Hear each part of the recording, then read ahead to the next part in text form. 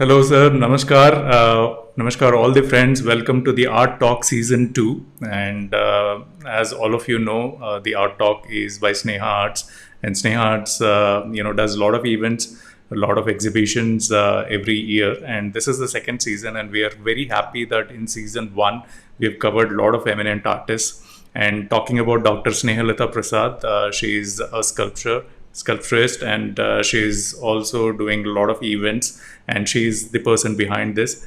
And today we have eminent artist Hemant Dwivedi ji, and he is well known for his art. He is also well known for his fan following of students, because Hemant ji has been in the industry for more than 30 plus years in teaching art, apart from his visual art. So thanks a lot, Hemant ji, for joining on this particular show. We are very honored to start the season 2 with you. Oh. Yes. It's beautiful, and it's good opportunity for me also. So first I acknowledge खास करके Sneha arts को thank you very much. Really ये जो पहला season था ये बहुत शानदार रहा, और लगभग मैंने कई एपिसोड्स देखे हैं. And I am lucky one के सेकंड सीजन का पहला एपिसोड मुझे करने का मौका मिला. Really thank you very much. Thank you. Okay. Friends, Hemant ji is very famous. He is from Udaipur, and he's very famous for his attraction towards visual arts. So, such as light, shadow, shape, density, and dark light. So, we will also get an opportunity to see his art. So, I have a small video which I'll play in after a couple of minutes, which showcases the entire art collection. Then you'll know Dwivedi ka, kya style hai. So before we get on to that, so I have a couple of questions, sir. Are you all set, ready? Yeah. So Hemant ji, आपका बचपन कैसा रहा? How was your childhood, and what were the best memories from your childhood? बहुत कुछ सुना है आपके बचपन के बारे में, so if we can dig into that. मुझे लगता है हाँ. एक्चुअली क्या होता है कि बहुत बार जब हम स्टूडेंट्स के साथ कुछ ऐसी बातें शेयर करते हैं जो करिकुलम में नहीं होती, तो मुझे अब साफ याद आ रहा है कि निश्चित रूप से स्नेहलता जी ने आपसे शेयर किया होगा, और वो इसलिए भी हुआ होगा कि मैं समझता हूँ कि मैं बहुत छोटा था, तब की मेमोरी भी मुझे मतलब थोड़ा मेरे जहन में रहती है. इवन दो मैं बहुत बार कहता हूँ कि मैं जब फीडिंग करता था माँ की, तो उस समय की मेमोरी भी मेरे जहन में, और जब मैं उसकी गोद में दूध पी रहा हूँ और सर्दी की दोपहरी में पास की दीवार पर जो धूप और छाया का खेल होता था, और समय के साथ जो डायगोनल था धूप का या छाया का, जो भी कहें, वो डायगोनल किस तरह से वॉल के साथ वो अपनी जर्नी करके वो शाम ढल रही है, कहीं कुछ आधे घंटे का 1 घंटे का, ये फील मैंने किया मुझे अच्छे से याद है. क्योंकि दीवार पे वो छोटे छोटे जो चूने के जो दाने होते हैं जो व्हाइट वॉश में, तो उनसे मैं जज करता था कि इस दाने से इतना दूर ये सेपरेशन है, और ये दूर या पास जो भी होता था, पर मुझे ये लगता था कि there is being some difference between the diagonal of light and shade and that very small dana of that chuna. So this is what ये मुझे शुरू से छाया प्रकाश का और डेंसिटी का और वॉल्यूम का और मेजरमेंट का और ये आइडियाज रह के, और खास करके क्यारों के साथ जब हम बात करें तो किसी भी ऑब्जेक्ट की जो मॉडलिंग है वो मुझे बचपन से बहुत अट्रैक्ट करती रही है, आज तक करती है. So, आपके बेस्ट मोमेंट्स क्या थे, मतलब कॉलेज में? बहुत सुना है आपके कॉलेज की मस्ती के बारे में, तो कोई ऐसे इंसिडेंट्स जो... नहीं, एक्चुअली काफी अच्छा, मुझे इस बात का हमें कहते हुए अच्छा लगता है, और खासकर मैं बच्चों को कहता हूँ, इसमें कोई मियाँ मिट्ठू बनने वाली बात नहीं है कि हमने खूब पढ़ाई पे बहुत ध्यान दिया था, और प्रैक्टिसिंग आर्ट में उस अपने सब्जेक्ट पर, और बहुत कुछ ऐसे मौकों को नहीं खोना है जिनमें एकेडमिक्स है, जिनमें कोई लर्निंग है, जिसमें कोई प्रोसेस होता है. इन चीजों को हमने बहुत ट्राई किया कि ये इसके साथ हम मैट्रिक्स बने रहें, गुत्थम गुत्ता रहें, बिजी रहें, सीखें. तो अगर ऐसे देखें तो फर्स्ट ईयर का, सेकंड ईयर का, थर्ड ईयर का, एमए फर्स्ट ईयर का, एमए लास्ट ईयर का, सारी यूनिवर्सिटी का जो मेरिट्स होता है वो मैंने ही टॉप किया था और बड़ा चैलेंज रहता था पढ़ने में हम बच्चों का कि इस बार कौन बाजी मारेगा। तो इत्तेफाक रहा या मेहनत भी रही, मैं और कहना चाहूंगा कि हर बार बाजी मैंने मारी, लेकिन हाँ शरारती भी थे। शरारत शरारत तो क्या होती है, शरारत वो थोड़ी होती है, थोड़ी शरारत होने से मुझे लगता है कि एक इमीडिएट को समझने की ताकत, स्थैटिक को समझने की एक आप में एक वजूद पैदा होता है और इमीडिएट को बहुत आप समझ पाते हैं जब आप शरारती होते हैं। शरारती होने का मतलब थोड़ा सा, मैं वापस कहना चाहूंगा कि इसका मतलब ये नहीं है कि आप, लेकिन एक एक एक होता है, एक बांकपन होता है, उम्र का तकाजा होता है कि हम बिना बात भी इतने उदासी और इतने सिनिक ना हो जाएं। तो थोड़ी मस्ती, थोड़ा समय का मौज होती है, कैंपस का अपना रहता है। शरारत शरारत करने से मुझे लगता है वो बच्चे बहुत प्यारे होते हैं जो शरारती होते हैं, वो बच्चे बहुत इंटेलिजेंट होते ही हैं जो शरारती। शरारत का मेरा अर्थ आप समझ रहे हैं। तो हम काफी कॉलेज में, और मुझे अब बार बार हो रहा है कि जरूर स्नेहलता जी ने आपसे कुछ बातें शेयर की हैं, आप बहुत शरारत करते थे और हम अपने टीचर्स के, ये हमारा फॉर्चुनेट है कि हम अपने टीचर्स के, हमें बहुत अफेक्शन मिला, बहुत प्यार मिलता था कैंपस में। जो सब्जेक्ट्स नहीं होते थे वो भी हम उनके लेक्चर्स भी सुनने जाया करते थे, बड़ा मजा आता था। हालात ही अलग थे एक्चुअली। शरारतें भी प्रोफेसर्स को अच्छी लगती थी थोड़ी, और उस बात से हमें कभी ऐसा नहीं कि आपने ये क्यों कर लिया, वो क्यों कर लिया, बहुत सी बातें ऐसी रही है कैंपस लाइफ में। यस। हाँ जी। उड़ती उड़ती हवा से पता चला है कि आप एक डॉगी को आप क्लासरूम में लेके चले गए थे कॉलेज में। हाँ हाँ तो हाँ हाँ हाँ, उससे बड़ा क्या प्यार क्या हो गया था इंटेंशन वो। था, क्या क्या करना चाहते थे? हाँ, एक्चुअली वो पार्किंग पर जो वॉचमैन था उसका वो थोड़ा पेट टाइप था, आता जाता रहता था, उसकी अपनी आवारगी थी उस डॉग के पैर की। तो उसके जो बच्चे हुए इसमें से एक बच्चा बहुत प्यारा था, बहुत जबरा सा था, और वो मैं जैसे ही कॉलेज जाता अपनी साइकिल रखता और वो मेरे साथ ही चिपक जाता था।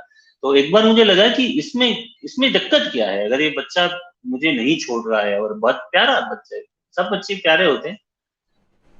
तो उसको, यस, मैं क्लास में भी ले गया था एक दो दिन तक, और मुझे अच्छा लगता है आज भी जब मुझे वो जहन में बात आती है कि प्रोफेसर ने देखा बाकायदा कि मेरे हाथ में एक बच्चा है कुत्ते का, लेकिन उनकी तरफ से ऐसा नहीं था कि भाई ये आप क्यों लेके आए और आप वापस रख के आओ, कुछ नहीं। तो लग रहा है कि जीव है, एक एम्पैथी हो जाती है आपकी उसके साथ। तो ऐसा कौन सा वो भौंक लेगा या किसी को काट लेगा, बड़ा छोटा प्यारा सा बच्चा था, रहा काफी दिन तक, 5-7 दिन तक मेरे साथ रहा था, और वो क्लासों में हम उसको लेके जाते थे, और एक एक एक चैप्टर था एक्चुअली। यस। कॉलेज डेज में बहुत सारा क्यूरियोसिटी रहता है, मतलब वो ऐसा एज रहता है जिसमें सब कुछ जानने का मन करता है, कुछ मतलब खोजने का मन करता है, कुछ नए लोगों को पहचानने का मन रहता है। तो आपकी क्यूरियोसिटी क्या थी कॉलेज टाइम में? नहीं, बहुत जबरदस्त बात है ये एक्चुअली, की जो कॉलेजिएट की जो एज होती है, मुझे लगता है पूरे पूरे जीवन का जो स्पान है उसकी सबसे सबसे प्यारा एज होता है जब बच्चा कॉलेज की एज का होता है। और मुझे लगता है सभी में उतनी ही एनर्जी होती है। एनर्जी को यूज में लेने के सिस्टम पे विचार, और आप कितना उसमें कर पाते हैं उससे डिपेंड करता है, बाकी सबको बराबर मिलता है। तो ये एनर्जी का मैटर है। हम इस उम्र में जब मुझे लगता है, मैंने बहुत मजा आता है कुछ तरह की ऐसी चीजों को ऑब्जर्व करने का, अनुभव करने का, विचारने का। कॉलेज में आने के बाद काफी चीजों को समझने की, और खास करके ड्राइंग एंड पेंटिंग की। एक्चुअली क्या था कि जो ट्वेल्थ ट्वेल्थ तो खैर हमारे उस जमाने में हुआ भी नहीं करता था, हम लोग 11th के बाद कॉलेज में आए थे। तो 11th का जो कैरिकुलम था वो और फर्स्ट ईयर का कैरिकुलम ऑलमोस्ट सेम ही था। तो जब शुरू में हम आए और बाकायदा हमने सिलेबस का स्टडी किया, तो यार ये तो 11th में ही यही था, ये तो हम करके आए हैं। लेकिन जैसे टीचर्स का आना जाना हुआ और एक इंटरेक्शन के साथ उन चीजों को किस तरह से, किस रास्ते से हमने समझने की कोशिश की, जैसे डिस्टॉर्शन है, बैलेंस है, हार्मनी है, ऑब्जेक्ट को स्टैब्लिश करने के तरीके हैं, कंपोजिशन को उस थोड़ा उस और, आप सम देखिए सर, आपका एस्थेटिक डेवलप होता है, इसमें कोई शक नहीं। आपका एस्थेटिक डेवलप, मैं कहता हूँ आर्ट कभी डेवलप नहीं होती। कोई कहता है कि कला का विकास होता है, तो मैं एक बार हताश हो जाता हूँ। एक बार मुझे विचार करना लग पड़ता है कि कला का, आर्ट का डेवलपमेंट कैसे होता है। कला ऐसी कौन सी चीज है जो डेवलप होती है? नहीं होती।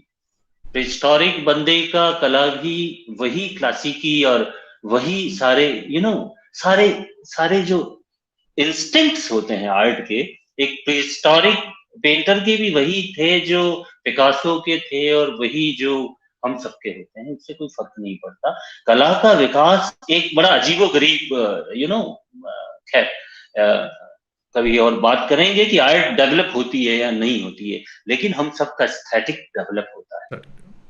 बहुत अच्छी और बात कही। हमारा जो और हमारा जो एस्थेटिक डेवलप होता है ना, वो उन सोर्सेज और रिसोर्सेज के साथ, और उस एज फैक्टर के साथ, और उस रिसर्च, और उस ऑब्जर्वेशन के साथ जो आप ग्रो कर रहे हैं। तो धीरे धीरे ऐसा होता है कि हमें इन दिनों में, जैसे अगर मौसीकी की, संगीत की बात करूं, तो इन दिनों में मुझे इनके गीत गाने अच्छे लगते हैं। कुछ समय बाद, कुछ सालों बाद मिला तो पता चला कि आजकल तो आप जगजीत की गजलों में डूबे हुए हैं, और सुनने का यही क्रम रहता है। तो आप मान के चलिए कि सुनने वाले में धीरे धीरे मिनिमलिज्म आता है, और इस मिनिमल होने के चक्कर में वो धीरे धीरे क्लासिकल पे जाएगा, उसके बाद वो इंस्ट्रूमेंटल पे जाएगा। और मैं हजार बार ये कहना चाहूंगा कि एक समय ऐसा भी आएगा कि उसको सुनने से नफरत तो नहीं होगी, पर मुझे लगता है सुनने की उसको भी जरूरत। अब वो कुछ और सुन रहा है, इस मटेरियल को, इस इंस्ट्रूमेंटेशन को, इन औजारों को, इन तारों को, बाजों को नहीं सुन रहा है। सुन तो रहा है, पर अब इसकी जरूरत नहीं। देखने में भी रवि भाई हमारे साथ ऐसा ही होता है। जो कंटेम्परेरी को, मॉडर्न आर्ट को इतना नहीं समझता है, वो जब आर्ट देखता है, पेंटिंग देखता है, तो एक बहुत बड़ा मुद्दा भी है कि कैसे देख रहा है, वो क्या देख रहा है। उस पर जोक बने हुए हैं, उन पर ऐसी बहुत सी बातें होती है। पर आप मान के चलिए कि हमारा जो सौंदर्य है, हमारा जो एस्थेटिक है, वो समय के साथ, हमारे एक्सपीरियंसेस के साथ वो ग्रो करता है, और वो ग्रो करता है, और वो मिनिमल होता जाता है। तो ये जो जर्नी है, इसका एस्टेब्लिशमेंट मुझे साफ मेरे जहन में जो हुआ था, घटा था, वो मुझे याद है कि ये उन शुरुआती कॉलेज के दिनों में ही हुआ था कि मुझे समझ पड़ने लगी कि ये यहाँ से कोई रास्ता बन रहा है जहां से हम ऑब्जेक्ट को डिस्टॉर्ट करेंगे, और उसके साथ खेलेंगे, और उसको उस सो कॉल्ड कंपोजिशन, जिसको कैरिकुलम कहा जाता है, उस कंपोजिशन में डालेंगे। और तो एक नई चेतना, एक नई संचेतना बनती है, एक नया स्पेस, एक नई ग्राउंड आप तैयार करते हैं। वो इमारत भी बड़ी होती है, वो प्रोफेसर्स होते हैं, वो सारी कैंटीन बड़ी होती है, पार्किंग बड़ी होती है, बड़ा सब कुछ बड़ा बड़ा दिखता है, और आप खुद को बहुत छोटा छोटा अनुभव करते हैं। एक इस तरह का एक संसार होता है उन दिनों में। तो मान के चलिए कि अगर थोड़ा भी पॉजिटिव कहीं कोई अंदर मैकेनिज्म काम कर रहा है, तो सीखना क्या है उस एनवायरनमेंट से, उस पर आपको पक्षपाती तो अपने अपने मुद्दे में तो होशियार होना ही पड़ेगा कि मुझे क्या समझना है, मुझे क्या सीखना है। एक स्कॉलर का, एक जिज्ञासु का, एक मुमुक्षु का, एक स्टूडेंट का यही तो विधान है सबसे पहले, कि वो 100% बिल्कुल उसको गरज हो, उसको अभिमान भी हो, उसको हरगिज ये एक स्वार्थ हो, कि तमन्ना हो कि मुझे ये पाना है, मुझे समझना है, मुझे सीखना है, तभी कर पाएगा। वरना तो समय चलता जाता है रवि भाई, और होता जाता है। सो ये कॉलेज से लेके एज एन आर्टिस्ट ये आपकी करियर कैसे मोड़ ली, और कैसे आपने इसको अपना करियर बनाया, फुल टाइम प्रोफेशन बनाया? देखिए, वैसे देखें तो हम बहुत शायद मुझे लगता है केजी वगैरह में थे, अपनी इनिशियल क्लासेज में थे, मुझे साफ याद भी है। तब से मुझे आर्ट का शौक था, और मैं चाहता था कि ये जो स्कूल के सिस्टम में, क्योंकि बाकायदा संडे के दिन खुशी होती थी कि आज छुट्टी है, आज स्कूल नहीं जाना, सैटरडे के दिन हाफ डे ही होगा। क्यों होता था ऐसा, अब जहन में आ रहा है। क्यों हम उस कैरिकुलम से बोर होते थे, क्यों हम कुछ ऐसे सब्जेक्ट हमें पसंद के थे जिनका तो once in a week type class आता था, ऐसा क्यों होता था। तो ये जो आर्ट को लेके, ड्राइंग एंड पेंटिंग को लेके, और इन चीजों को लेके, ये जो ह्यूमैनिटीज के आसपास के जो मुद्दे हैं और जिनमें एस्थेटिक्स होता है, जिसमें कोई थर्स्ट होती है, इमेजिनेशन होती है, उस टाइप के सब्जेक्ट्स पसंद थे, तो उनमें साफ तौर पर ड्राइंग एंड पेंटिंग था, तो वो लिया। फिर ऑलमोस्ट हर क्लास में ड्राइंग एंड पेंटिंग रहा। कॉलेज में भी बेशक, स्कूल में मुझे याद आता है, मुझे साफ याद है कि नाइन्थ स्टैंडर्ड में हमें अपने जमाने में हम ऑप्शनल ऑप्ट किया करते, तो उस समय मैंने बाकायदा ड्राइंग एंड पेंटिंग लिया। तो मेरे कोलिग्स बच्चे, मेरे यार दोस्त कह रहे थे क्या कर रहा है तू, ये क्या ड्राइंग एंड पेंटिंग, क्या कैसे क्या चलेगा और क्या सोचा विचारा क्या। मैंने कहा पागलों, मुझे कुछ सोचना विचारना नहीं, मुझे ड्राइंग एंड पेंटिंग ऑप्ट करना है, दैट्स इट। मुझे वो समझना है और मुझे वो जीवन की उसी नाव में बैठेंगे और सवारी करेंगे, उसी पॉइंट ऑफ व्यू से सारी बातों को सोचेंगे। तो फिर बच्चों को, दोस्तों को लगने लगा कि तो इस तरह से शुरू से मैं अपने विषय को लेके अपने उसकी उसका जो नेचर है सब्जेक्ट का और उसका जो स्कोप है उसको लेके बहुत ऑप्टिमिस्टिक रहे हैं शुरू से और मजे किए हैं। एंड अलमाइटी को मैं थैंक्स बोलता हूँ कि हमें फाइन आर्ट्स से कंसर्न रखा है जिंदगी में यार रवि भाई, इससे बड़ा रिवॉर्ड क्या हो सकता है। सो बट ये फाइन आर्ट्स और हेमंत जी का सिग्नेचर आर्ट्स देखने के लिए I have a short video. So इससे आपको पता चलेगा कि you know what is a journey. So sir हम ये आपकी आर्ट वर्क लोगों को दिखाएंगे and we'll get back with more questions. मेरे पास और क्वेश्चंस है आपके बारे में, so let's check that out.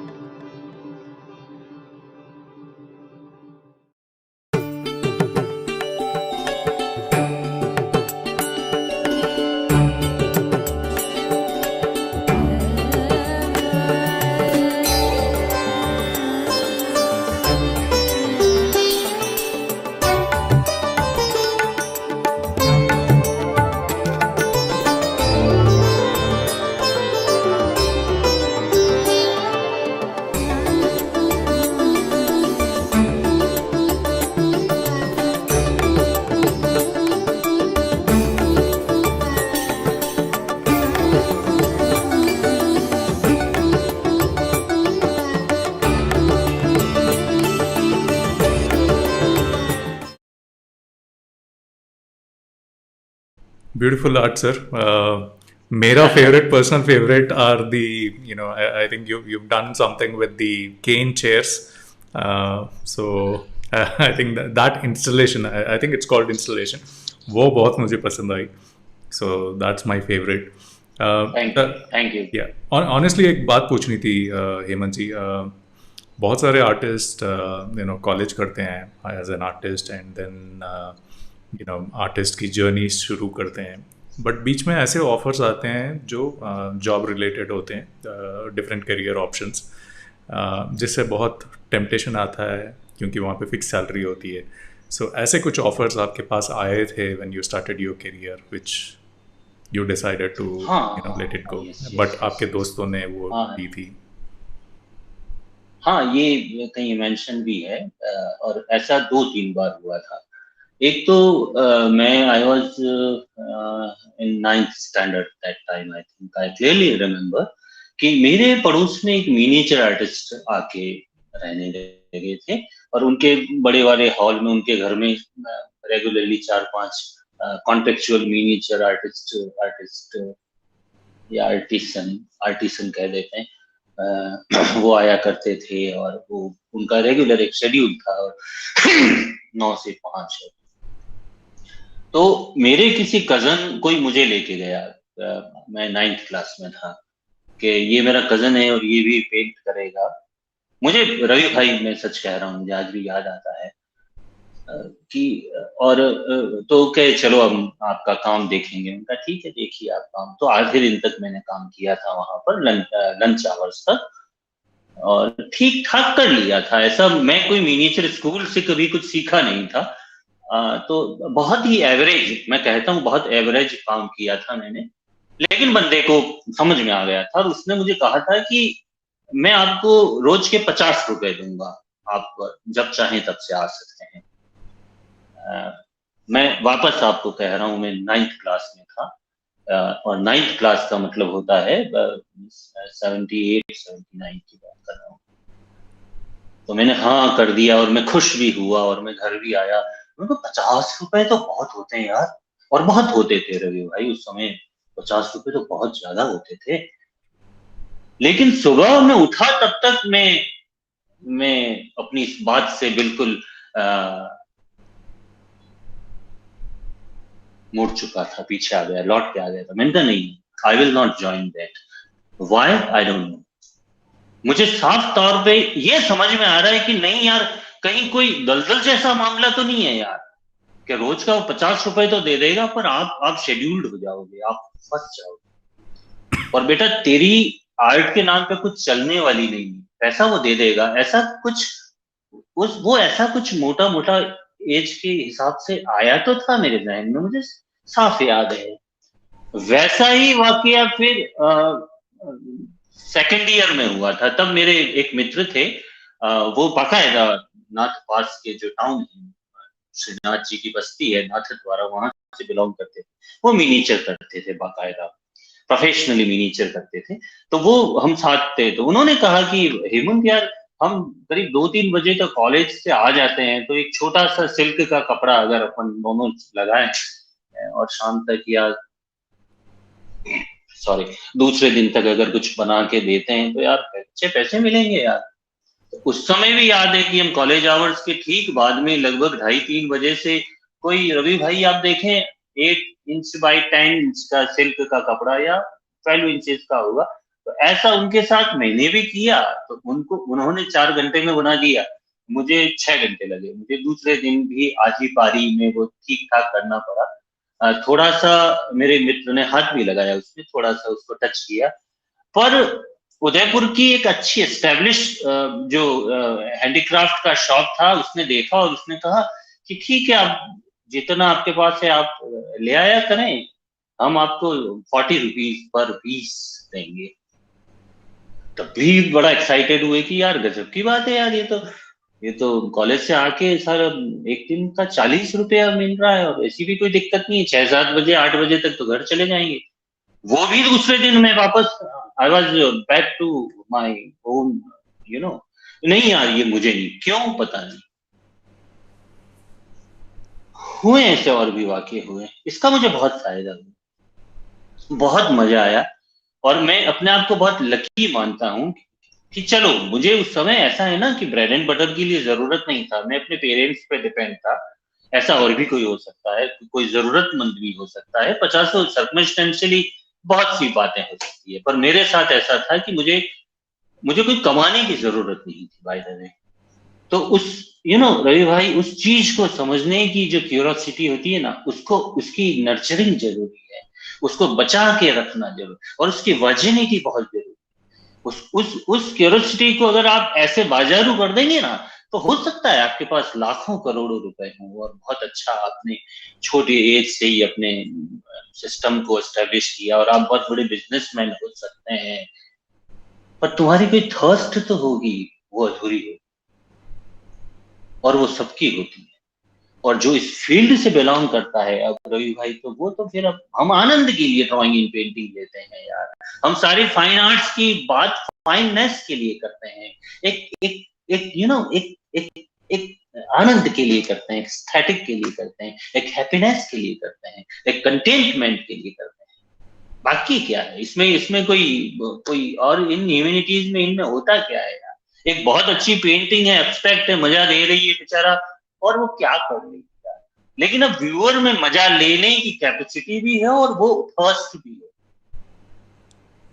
मैंने ऐसे रवि भाई कई लोगों को देखा है सोसाइटी में, कईयों को देखा है कि जैसे मैं आपसे बात कर रहा हूँ, एक शाम है बड़ी मस्त काली सी गहरी सी शाम है, खूब बादल है, अब बरसे गया, बरसे, टेम्परेचर बहुत सूदिंग है, बहुत अच्छा लग रहा है ना, न सर्दी लग रही है ना गर्मी लग रही है, बहुत हम पवित्र पवित्र माहौल में है और शानदार शाम है। और मैं आपको कहूं कि रवि भाई आज तो गजब की शाम है यार, क्या घटाएं छा रही है और मजा आ गया है यार इस शाम का। और आप मुझे कहें हेमंत जी ऐसा कुछ नहीं है यार, वो तो वेस्टर्न कॉस्ट का जो एयर का जो प्रेशर बना उससे नेचुरल इन 3 दिन यहाँ रहना ही था, उससे कोई खास बात नहीं है, चलो चलो चलते हैं यार।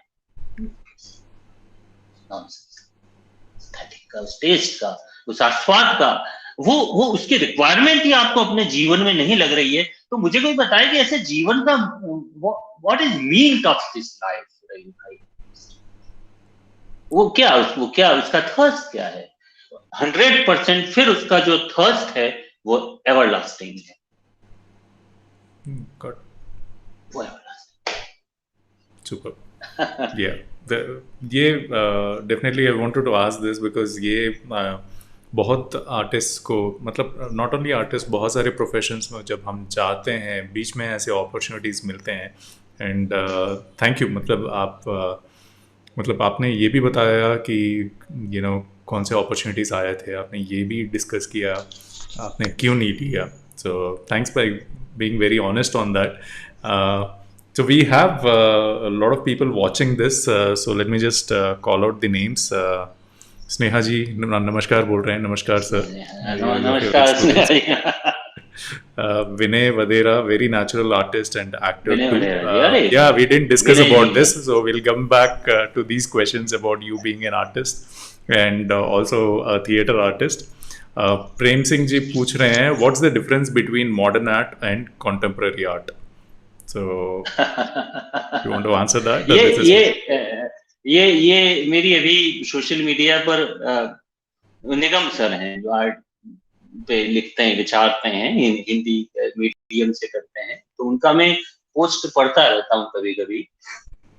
तो उस पर भी मैंने महीने भर पहले लिखा था। फिर मुझे ऐसा लगा being teacher, actually being teacher, मैं सोशल मीडिया को और स्पेशली फेसबुक को एक अच्छा मोड और एक अच्छा मीडियम मानता हूँ, कि कम से कम हम उस स्टैटिक को, उस कैरिकुलम को, उस लेवल की बात को, कम से कम कि एमए का बच्चा है, बीए का बच्चा है, हम इस स्कॉलरशिप के साथ बात कर रहे हैं। मैं अपना ये डिजाइन बता रहा हूँ, ये परसेप्शन बता रहा हूँ, आप भी पता है, विजुअल इसमें एक नेचुरली एक वो है ही है सुविधा। तो वो बात कर रहे थे आधुनिक और मॉडर्न एंड कंटेम्प्रेरी की, और इस पर मैंने लिखा।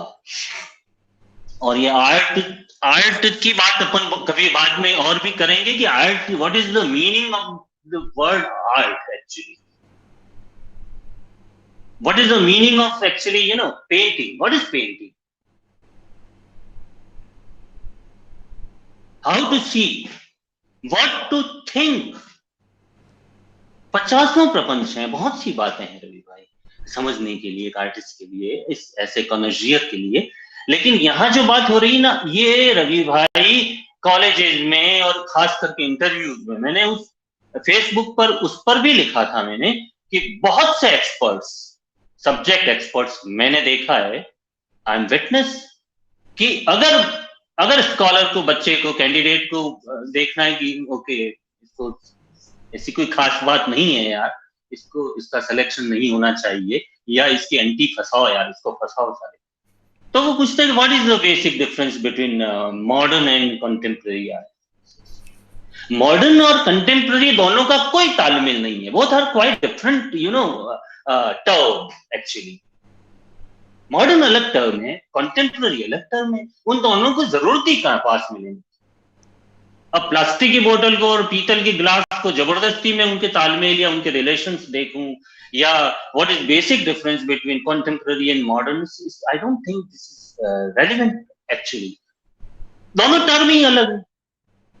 मॉडर्न तो टर्म जो है वो समय, टाइम पीरियड को शो करने की बात करता है, उसका लेना देना उस टर्म का टाइम के साथ है। सांची का स्तूप भी मॉडर्न है, वो तो भाई साहब वो तो आज भी मॉडर्न है। अगर सांची की स्तूप का आर्किटेक्चर आप देखें तो क्या ऐसा इस कंटेम्प्रेरी जमाने में आज में ऐसा क्या आप देख पा रहे हैं ऐसा कहीं कुछ हो रहा है? आप अगर टेंपल या कोई मॉस्क या कुछ भी गुरुद्वारा भी देख रहे हैं तो वो सारे रेती सीमेंट से बन रहे हैं। उन्होंने बेचारों ने पत्थर से बनाए थे। आप मिसाल देते हो उनके एस्थेटिक की, वो उस जमाने में मॉडर्न थे, आप आपके जमाने में आज मॉडर्न है। ये प्रवृत्ति है, एक विचार की प्रवृत्ति है जो समय के साथ चलती है। हर बंदा हर जमाने में मॉडर्न हो सकता है।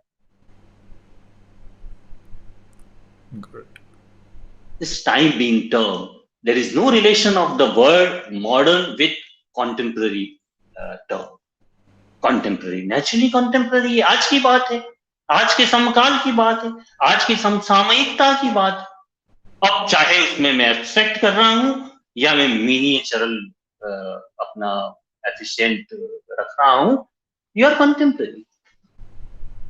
आज जो फोक डांस होता है गवरी, शायद आपने सुना हो, बहुत ही एमिनेंट एक फोक फेस्टिवल का एक एक्चुअली दैट इज बैले जो इन दिनों में होता है, सावन के बाद राखी के दिनों में। तो गवरी डांस है, गवरी डांस है। समय के साथ उसके बदलाव होते जा रहे हैं, पर अपने आप में वो एक ट्रेडिशनल एक इवेंट है। लेकिन अब हम देखते हैं वक्त के साथ बदलाव आ रहा है।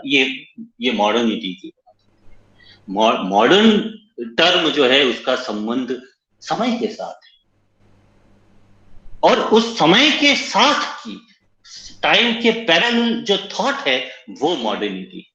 लेकिन कॉन्टेम्पररी टर्म अलग है। कॉन्टेम्पररी का मतलब आज की बात है, आज जो काम कर रहा है कॉन्टेम्पररी।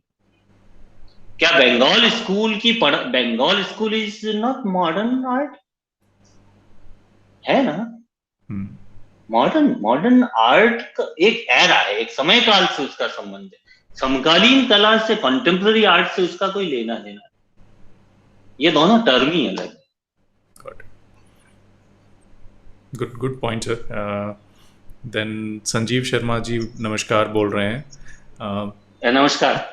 देवीदास खत्री जी हैं।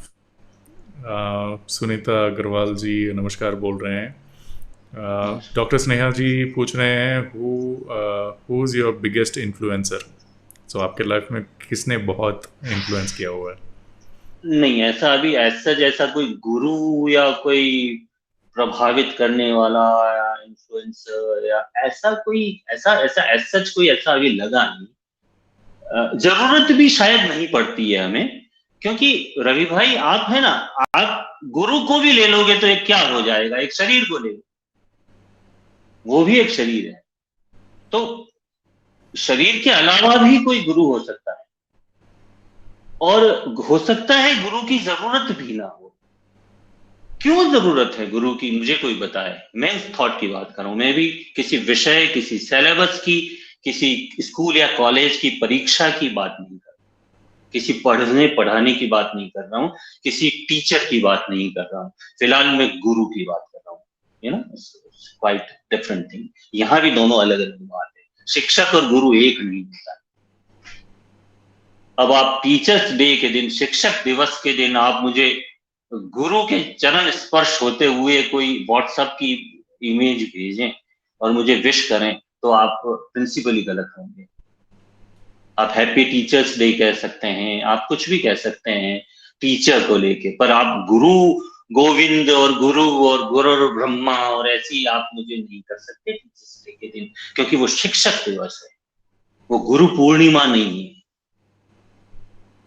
Good. टीचर एक सर्टेन पाथ से आपका इंट्रोडक्शन करवाता है।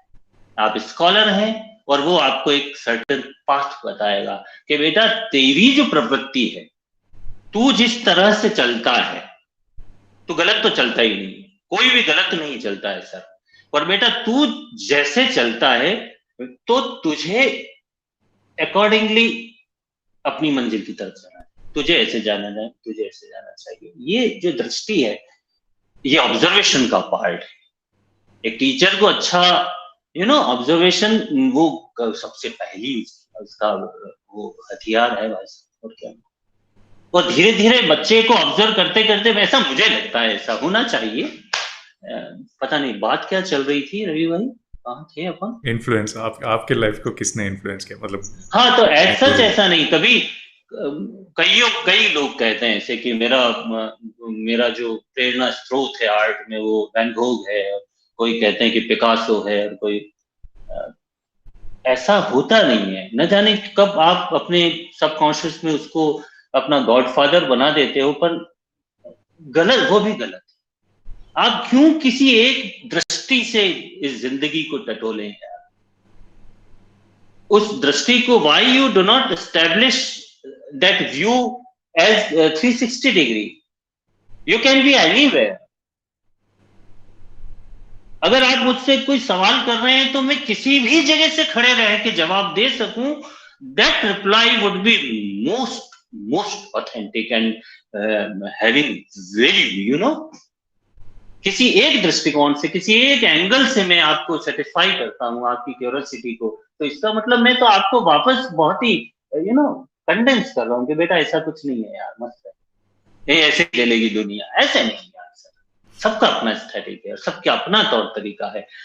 इस विराट मजा आता है सर, अगर खुले में हवा चल रही है और पेड़ झूम रहे हैं और आप मस्ती से बैठे हो और आप कुछ भी नहीं विचार कर रहे हो, कुछ भी नहीं सोच रहे हो, तो वो जो तत्क्षण है, वो जो इमीडिएट है, वो जो समय है, वो आपका गुरु है।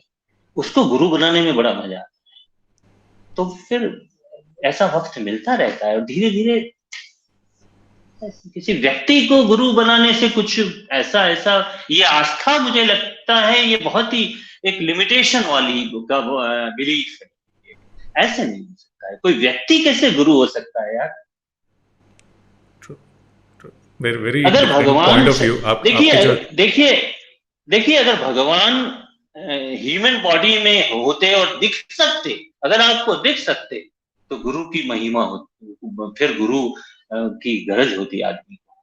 तो जो कण कण में जो एक इंस्पायरिंग एलिमेंट है, एक आनंद है, एक खोज है, वो मजा आता है आपको मजा, और आना चाहिए। एक्चुअली अनफॉर्चुनेट हमारा ये, हम मजा लेते नहीं है और पूरी जिंदगी यूं ही एक लंबी एज जी के मर जाते हैं, खप जाते हैं सर। मैं रवि भाई कहता हूं, मैं अक्सर कहता हूं अपनी बात में कि मैं कहता हूं 99% दुनिया का बंदा देखता ही नहीं है और मर जाता है और अपनी पूरी जिंदगी जीता है। कोई 70 साल, कोई 60 साल, कोई 80 साल, कोई 90 साल, कोई 100 साल। माफ करना, मुझे बहुत अजीबोगरीब बात कर रहा हूँ, मुझे क्षमा करना, पर मुझे लगता है वो बेचारे, वो कहते हैं कि ये धूप में बाल सफेद नहीं किए हैं और हमने भी दुनिया देखी है। बिल्कुल बात सही है, इसमें कोई शक नहीं कि उन्होंने दुनिया देखी है और उनके बाल धूप में सफेद नहीं हुए, पर हम अपनी जिंदगी का मैक्सिमम वो करते हैं जिसकी जरूरत ही नहीं थी करने के लिए, और जिंदगी खप जाती है रवि भाई, और हम पूरी जिंदगी जी के एक दिन मर जाते हैं। हमने कभी बेवजह कुछ भी नहीं देखा यार। हमने हमेशा जब से पैदा हुए आज तक किसी वजह की वजह से कुछ देख रहे हैं, किसी वजह की वजह से सुन रहे हैं, किसी वजह की वजह से बोल रहे हैं। आपने अकारण कभी कुछ देखा? मैं आपसे बात नहीं ये कह रहा हूं, आपने जरूर देखा होगा ऐसा मुझे लग रहा है, पर हम में से ज्यादातर नहीं देखते, कुछ भी नहीं देखते सर। कार में चला रहा हूँ और केयरफुली चला रहा हूँ, देख रहा हूँ, तो मुझे जरूरत है देखने की, क्योंकि एक्सीडेंट ना हो जाए, इसलिए मैं देख रहा हूँ, वरना मैं नहीं देखता। मैंने अचानक खिड़की के बाहर ऐसे मुड़ के देखा क्योंकि हठात कोई आवाज हुई थी, कोई नॉक हुआ था, इसलिए देखा, वरना नहीं देखता। मैंने थाली देखी रोटी की, क्योंकि खाना था, अगर कोई बाल वाल गिरा हो तो पता चले। मैंने मम्मी को देखा क्योंकि मुझे एक चपाती की जरूरत थी। मैंने सब सब everything from very wake up to good night. आप जो भी देखते हैं अपनी गरज से देखते हैं इस दुनिया में, बाकी बिना वजह आप कभी देखना बहुत प्यारा दिखता है, मजा आता है। सुपर। और इसीलिए तो रवि भाई, सबसे अच्छा अगर आपको देखना है तो आप विश्वास कीजिए, आपको आंख बंद करनी पड़ेगी, दिखने लगता है। बहुत सालों से मेरे को एक मतलब फीलिंग सी थी कि मेरे कोई गुरु नहीं है, और मैं किसी को गुरु नहीं मानता था। और मेरे बहुत सारे दोस्त और रिलेटिव्स गुरु मानते थे, but I have a very different reason why I can convince my self saying that I am not wrong. So बहुत बहुत अच्छी बात कही है। अरे क्या I can बात, क्या I बात। can relate things in a different way now. This very completely Yes. different angle. Thanks a lot. I mean, I love this particular conversation in this interview. बहुत अच्छा, थैंक यू, शानदार। So Sanjeev Sharma ji बोल रहे हैं amazing creations and discussions. So this is from Sanjeev Sharma ji. Sanjeev भाई thank you. Sanjeev भाई बहुत अच्छे मित्र हैं और सोशल मीडिया पे आए दिन जुड़े रहते हैं। चलता है, यही चलता है रही है, बात करने का अपना सब एक्चुअली आर्ट फील्ड है, फाइन आर्ट्स है, और फाइननेस की बात करनी, उसको समझना समझाना है। बहुत सा स्कोप है इस सब्जेक्ट का actually. This is not only that I just produce one type of kind of working, and I paint thoroughly, I paint regularly at any cost। धूप है, छाया है, बारिश है, मैं तो रोज पेंट करता हूँ, and you are having lot of works, and you are having only sight, only style, only process for long time। How possible, मुझे समझ में नहीं आ रहा है। एक कलाकार एक एक पर्टिकुलर तरीके से बरसों से पेंटिंग करता रहता है, ये कैसे हो रहा है यार? इसमें कोई चेंज क्यों नहीं हो रहा है? मेरे तो समझ में अभी तक किसी को आए तो मुझे समझाए यार। सच कह रहा हूँ रवि भाई, मेरी समझ, आप उसको स्टाइल कह रहे हो, मैं कह रहा हूँ स्टाइल, तो style is your temperament actually. Style is not the thing that I use such colors, I draw like this, I make space like this, or I think like this, or I use of textures like this or this. No. This is not a style. Ravi bhai, style is actually your temperament, and then doesn't matter you are being abstract with your surface, or you are having some figurative painting today, or you are painting semi figurative or abstract or semi abstract or phalana dhimka, whatever. Actually Ravi bhai, whenever you paint, actually you have to paint immediate. That is painting. I cannot make, once I cannot make pre-plan or layout, or some prior preparation or layout. The abused word in our field is layout. Once I have prepared layout, now I am going for painting pretty much. The layout is final painting. Now you are copying. But हो क्या रहा है यहाँ, मुझे पता है कि मैं गलत साबित होऊंगा, मुझे पता है, पर हम क्या है कि हमने एक सर्टन, एक डेफिनेट, एक तरीके को एस्टेब्लिश करने की कोशिश की है, क्योंकि हमने सीखा भी यही है ना। कि एक तरीका है, आप आखिर फाइनली आपको एक तरीके से काम करना पड़ेगा, तो रिकॉग्निशन इसी तरीके से मिलेगा, वरना तो ये तो आप एक्सीडेंटल, और आज ये बनाया और कल कौवा बनाया और आज घास बनाई है। पर I am teacher, usually I'm amongst, couple of students and the things which is being together. मेरा बच्चा सोच रहा है, मैं भी सोच रहा हूँ, वो इशारा करता है तो इसके इशारे को समझना पड़ता है। वो कह रहा है सर रेड कर दूं क्या? और सच्चाई ये कि उस समय आप भी ये सोच रहे होते हैं कि काश कोई रेडिश कुछ होता। तो ये तारतम्य है ना, ये सर इन चीजों से डेवलप होता है, इन बातों से पता नहीं हम कहाँ बातों से चले जाते हैं, लेकिन मजा तो आता है। अब मैं स्टाइल, मुझे तो बहुत बार रवि भाई लगता है कि एक पेंटिंग एक स्टाइल होती है, बस that's chapter closed. Got it. Chapter closed. What I am this time, only that is the picture which would be before you, only immediate. You cannot be pre-planned at all. Ravi भाई आप paint नहीं कर सकते पहले से plan करके। आप craft कर रहे हो, आप शिल्प कर रहे हो, आप एक डिजाइन कर रहे हो, आप एक डेफिनेट फॉर्मूला को मेंशन कर रहे हो। You are not creating actually. यार मास्टर्स को आप देखें, वो ऐसे ही सर मिट्टी के खेतों में, और पोटैटो ईटर्स थोड़ी थे यार। उनको क्या पोटैटो ईटर्स का पेंट करना है तो कहाँ जरूरत थी उनको उन मिट्टी से भरे हुए किसानों के और वर्कर्स के साथ रहने की, और वो खाने की और रहने की। तो तारतम्य हार्मनी बनती है, इमीडिएट बनता है, और you are being that thing which is bloody, या एम्पैथी आ जाती है, आपको एम्पैथी आ जाती है।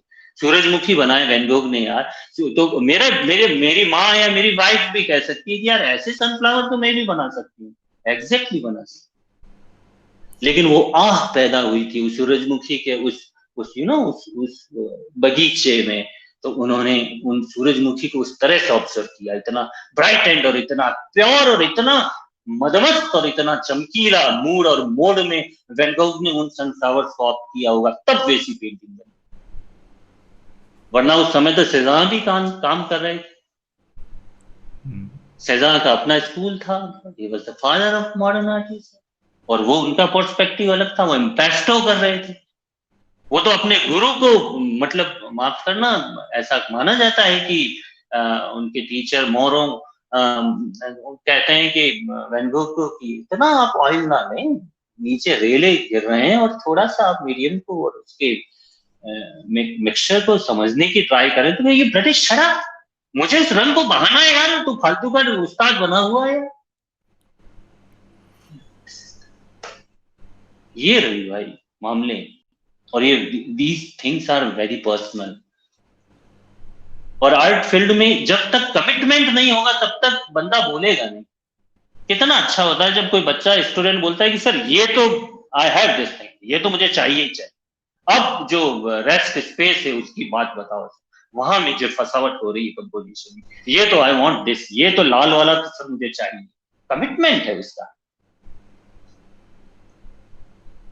एक वक्त ऐसा भी आएगा कि हम उसको कहेंगे कि बस ये चाहिए तो सिर्फ यही रहने दे, बाकी सब कुछ खत्म कर, कुछ मत रख। आप मान के चले कि अगर वो कमिटमेंट होगा तो वो पेंटिंग, वो कंपोजिशन भी उस आनंद के साथ, उस एम्पैथी के साथ बनेगा। वो कंपोजिशन एक नई बात होगी, मजा आता है। स्पॉन्टेनिटी का आनंद लेने का तो मजा आता है। पेंट करते हैं तो आता है, आना चाहिए ना। Okay, sir. We'll get back to some of the questions, comments जो आ रहे हैं। विनय वदेरा जी बोल रहे हैं spontaneous artist, great works, and thank you Vinay भाई, थैंक यू। मेरे साथ शिमला में थे कैंप में 2-1 साल पहले विनय भाई, राइट। So Sneha ji पूछ रही है, what is the most important artist's tool? Is there something you can't live without in your studio? So ऐसी कोई चीज़ जिसके बिना आप स्टूडियो अधूरा समझते हो?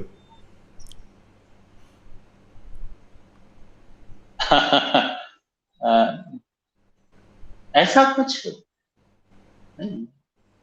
आप अपनी मस्ती में हैं तो अपनी सराउंडिंग को अब ऐसा कोई व्यक्ति या कोई ऐसा टाइम बीइंग कुछ एलिमेंट या कोई ऐसा पेंट या कोई ऐसा कलेक्शन या कोई ऐसा जैसा गुरु या ऐसी बात की थी। लेकिन स्टूडियो की अपनी एक तमीज होती है, वो अपने आप होती है। अब चाहे उसमें आप या मैं कोई पेंट कर रहे हैं उन दिनों में या नहीं कर रहे हैं, उसका कोई फर्क नहीं पड़ता है, क्योंकि वो तो स्टूडियो है। उसका कंसर्न सिर्फ ड्राइंग एंड पेंटिंग से नहीं है, उसका मौसीकी से भी हो सकता है, कविताओं से हो सकता है, किस्सा गोही से हो सकता है, यारों की महफिल से हो सकता है, अपने अकेले के एक एक बिल्कुल केवल्य को लेके हो सकता है कि आज मैं सिर्फ चिड़ियाओं की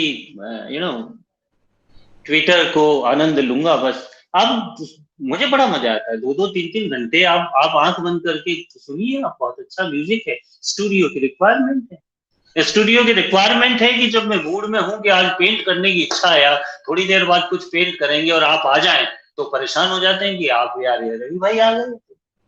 तो जरूरत ये है स्टूडियो की कि उस समय रवि भाई और कोई भी नहीं आए तो नहीं आएगा, ये जरूरत है स्टूडियो की। बाकी तो आपका इंतजियाज्म और आपका आना जाना और वो जो वाइब्स है और जो वाइब्रेशंस हैं और जो मस्तियां हैं, वो अपने आप स्टूडियो की जरूरतों को पूरा करता है। मजा आता है, मजा आता है। Good point. So we have Ravinder Sharma ji, वो पूछ रहे हैं संवाद कला में, संवाद कला, सॉरी मेरी हिंदी बहुत बुरी है, तो हाँ, आप बोल जाए, संवाद मैं कला समझ जाऊंगा।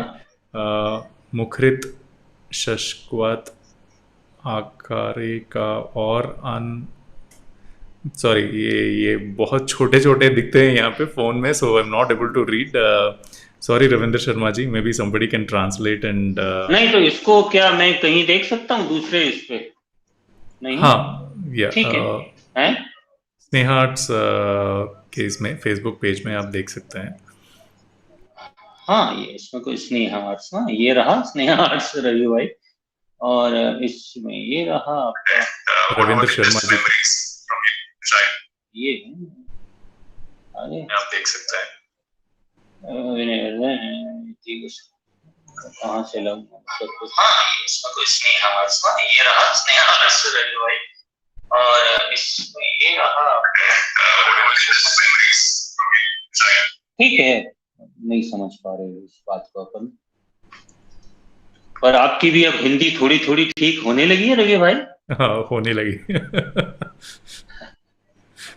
ओके, बहुत सो बार है ना एक्चुअली, कुछ टर्म्स ऐसे होते हैं, खासकर हिंदुस्तानी के लिए मैं आपको बताता हूँ कि लैंग्वेज भी बेचारा एक मीडियम है, और क्या है, वो स्टोरी नहीं है। Language is not a story, that is story teller, you know. तो वो कोई प्रॉब्लम नहीं है, पर हर भाषा का अपनी टर्मिनोलॉजी होती है, और हिंदी के साथ क्या है कि उसका थोड़ा हमारा जो एक इंडियन इंडियन जो फीलिंग्स। रसा और जो फीलिंग्स और एस्थेटिक की बात है, तो वो संस्कृत के पास से और ऐसे होके, तो ऐसे बहुत से टर्म्स होते हैं जो हिंदी में ज्यादा मुझे लगता है इंग्लिश की वजह से सुटेबल होता है।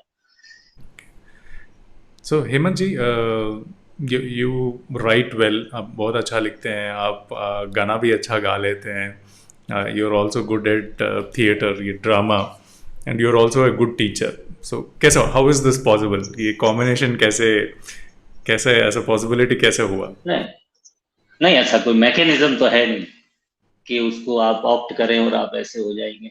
आपकी रुचियां, आपकी आपके आपके इंटरेस्ट हैं कि आप किस तरह से, किस एनवायरनमेंट को आप लाइक करते हैं, किसकी आप नर्चरिंग करना चाहेंगे और कौन आपकी नर्चरिंग करना चाहेगा। तो धीरे धीरे ऐसे बनते जाते हैं। और कहाँ, मैं तो बार बार कहता हूँ कि सारे सब्जेक्ट्स एक हैं यार, the difference is medium actually और मटेरियल, वरना कोई फर्क ऐसा हम, मैं कई बार ये बातें करता हूँ इमोशनल होके, और पता नहीं मैं क्यों कर लेता हूँ, और मैं, मुझे ये भी पता है कि इसको इतना ये गलत मानी जाएंगी, लेकिन मेरे पास इसके अलावा कोई जवाब भी नहीं है, और किसी और के पास हो तो मुझे समझाए।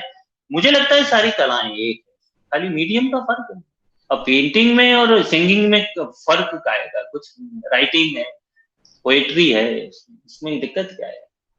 सब एक ही है, वो लिख रहा है बेचारा, आप फॉर्म एस्टेब्लिश कर रहे हैं. Is writing, writer, poet, you are painter, you are singer, you are musician, you are sculptor, you are photographer. Doesn't matter actually. सब एक ही माया एक ही है, सब एक ही होती है. परसेप्शन होता है आपका, आपकी आपके देखने का दृष्टिकोण जो है वो इतना बट तटस्थ होना चाहिए, और उसमें किसी तरह का पार्शल होने की गुंजाइश नहीं होती है. और मैं कह रहा हूँ बार बार 360 डिग्री होती है तो फिर सब अच्छा होता जाता है सब, और सारी चीजें मिलती जाती है, और सबके प्रति आपकी रुचियां पैदा होती जाती है. अब मेरे अपने स्टूडियो पर यहाँ थिएटर भी होते हैं, अपने देश की कई यूनिवर्सिटीज के यहाँ पर इसे रेपिटरी और इवन दो प्रैक्टिसिंग वर्कशॉप्स वगैरह होती रहती है मेरे स्टूडियो पर. तो बच्चे आया करते हैं और थिएटर में हम इम्प्रोवाइज करते हैं चीजों को. बहुत बार राइटिंग की वर्कशॉप कर लेते हैं, बहुत बार कुछ नहीं करते, 3-4 घंटे स्पेंड करते हैं, बहुत आनंद आता है बातों को. तो बहुत सी चीजें निकलती है स्पॉन्टेनियस. ग्रुप डिस्कशंस होते हैं, एकेडमिशियंस आते हैं, हम खुद पोएट्री करते हैं, और सब गाना बजाना, और बच्चे और आप खुद और आपका सब्जेक्ट और सारी चीजें एक ही है, चलती है. अब देखिए ना थिएटर को, उसमें क्या है, सारी आर्ट आ गई ना थिएटर में. सिंगिंग भी आ गया, डांसिंग भी आ गया आपका, सारा चीजों को रिसाइट करना, प्रेजेंट करना, एक्ट करना, और ये सारी चीजें आंगिक वाचिक जो आ गई, सब आ गई इसमें. ड्राइंग आ गई, पेंटिंग आ गई, स्केचिंग आ गई. स्केचिंग तो सबसे ज्यादा है थिएटर में सबसे ज्यादा स्केचिंग का पार्ट. फॉर्म का जो क्रिएशन है और फॉर्म का जो एस्टेब्लिशमेंट है स्टेज पर, उसमें बहुत काम करती है स्केचिंग, बहुत काम. जैसा हमारे इंडियन स्कल्पचर में जो मिडाइवल स्कल्पचर्स जितने भी हैं, उनकी जो लाइन जो है, उनका जो रिदम है, उनकी जो स्केचिंग है, जो वहां से हम बहुत इस मामले में प्रॉस्पर रहे हैं. हमारा जो हमारा जो पुश्तैनी जो रिदम है काम का, और जो आर्ट का जो एलिमेंट है, वो बहुत रिदमिक है, बहुत ड्रीमी है, उसमें बहुत फैंटेसी है. Okay. और वो कुछ कहता ही नहीं है, कुछ वेस्टर्न फिलॉसफी की तरफ जाने की दरकार ही नहीं है, उसे कुछ कहना ही नहीं है, उसे क्या मस्त करना है, कोई लॉजिक नहीं है. अजंता की आप देखें, ड्राइंग देखें, अजंता का हाथी देखें, बनी ठनी देखें. अक्सर मैंने ये बात भी करी है कि बनी ठनी और मोनालिसा में कोई बहुत टाइम पीरियड को लेके बहुत ज्यादा फर्क नहीं है, 70-80-90 साल का फर्क होगा. तो मोनालिसा का जो एस्टेब्लिशमेंट है, जो फॉर्मेशन है, वो आपके सामने है. और बनी ठनी जो किशनगढ़ का फीमेल पोर्ट्रेट है, हम सभी शायद जो आर्ट फील्ड से जुड़े हुए जो हम बात सुन रहे हैं, देख रहे हैं, वो सब बनी ठनी से वाकिफ होंगे. तो देखिए ना डिस्टॉर्शन कहाँ है, कहाँ क्रिएटिविटी है एक्चुअली, कहाँ कलाकार के को आजाद होने की गुंजाइश कहाँ ज्यादा है, मोनालिसा में ज्यादा है या बनी ठनी में ज्यादा है. कोई भी इसको, ये मैं क्या कहूँ, इसमें तो देख लें आप, आपके सामने. तो भारत की कलाएं और इंडियन आर्ट्स का अपना एक बहुत सलीका रहा है, और एक बहुत प्योरिटी और बहुत बहुत फाइननेस के साथ सच और झूठ से परे एक शोभा को, एक रेडिश को हम वो आर्ट है, भारतीय कला है. वो कुछ नहीं कहना चाहती, इससे कोई टीचिंग, कोई शिक्षा लेने की जरूरत नहीं, और कभी बेचारी रियलिस्टिक भी नहीं रही. जैसा कि हम वेस्टर्न आर्ट को देखते हैं कि hardly from very 11th century से 20th सेंचुरी तक, आखिर जो पैलेट था, जो वेस्टर्न आर्ट का जो बेसिक पैलेट था, वो दैट वाज रियलिज्म ना, रियलिस्टिक वर्क करते थे. फिर स्पेसिफिकेशन होते थे कि टीशियां इस तरह से पेंट करते हैं, तो डेविड ऐसे करते हैं, तो कुर्बे ऐसे करते हैं, उनका अपना स्पेसिफिकेशन था. पर मोटे तौर पर ये जो 1000 साल की वेस्टर्न आर्ट है, इट वाज रियलिस्टिक ओनली. और हमारे यहाँ तो बहुत से स्कूल्स थे, मतलब जैन है स्कूल था, जैन का। आज हाँ आप कहते हो कि जैन और ये जो वेस्टर्न गुजरात का जो स्टाइल है उसको आप क्यूबिज्म से जोड़ते हो, और वो फिर मुगल कैसे एक ही रवि भाई एक ही सरफेस पर बहुत लंबी क्रोनोलॉजी भी बता देते हैं, और सलीम का जन्म हुआ और शहनाइयां बजी और इधर ये हो रहा है, उधर ये हो रहा है, और इधर मालपुए बट रहे हैं, और इधर घोड़े की सवारियां हो रही है, एक ही धरातल पर पूरी बात कर। पहाड़ी स्कूल है, राजस्थानी स्कूल है, उसके कलर की जो ब्राइटनेस है, जो प्योरिटी है, वो है आपके सामने। अजंता है, एलोरा है, अब माय गॉड क्या नहीं है आपके पास। तो भारत की कलाएं, और आप पूरा काम सूत्र को, बल्कि आप किस किस हाँ उस समय जो अपन बात कर रहे थे ना, मॉडर्न और कंटेम्प्रेरी, काम सूत्र को, सेक्स को इस तरह से एक एकेडमिक मोटिव बना के उसका स्टडी, और उसका सारा खजुराहो में और भी कई टेम्पल्स में बताना, और पब्लिक आर्ट के तहत इस तरह से बनाया जाना, क्रिएट किया जाना, बहुत बड़ी बात है रवि भाई। इसे तो ऐसे हम इस तरह से कैसे ले सकते हैं। तो भारत की कलाओं पे कहाँ से पता नहीं अपन आ गए, पर भारतीय कलाओं की जो आत्मा है वो बहुत प्यार और एक अलग तरह की बात है। इसमें थिएटर और पोएट्री और उसमें पेंटिंग और सारी बातें आ जाती है, फिल्म और थिएटर सब एक ही है। ये दृष्टिकोण है, आप कहाँ से देखते हैं और आपका जो फ्रेम है वो क्या है।